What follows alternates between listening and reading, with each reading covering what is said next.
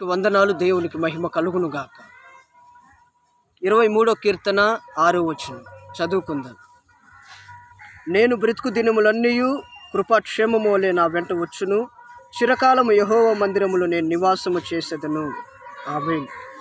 ఈడ దావీదు అంటున్నాడు ఏమనంటే, చిరకాలము నేను యెహోవా మందిరములో నివాసము చేసేదను అని. ఈరోజు మన యొక్క జీవితంలో కూడా మనము చిరకాలము యెహోవా మందిరంలో నివాసం చేయాలి. అంటే దేవునితో గడపాలి, దేవునితో మనము ఒక మంచి సంబంధం కలిగి ఉండాలి. అలాగనే మనము బ్రతుకు దినములన్నిట కృపాక్షేమము వలె మన వెంట యేసు ప్రభు వస్తాడు. ఆయన కృప శాశ్వతముండును కాబట్టి ఆయన కృప మన బ్రతుకు దినములన్నిట ఉంటుంది. కాబట్టి ఈరోజు మన యొక్క జీవితంలో ఆయన కృప ధారాళముగా ఉండును గాక. ఆమేన్, ఆమేన్, ఆమేన్.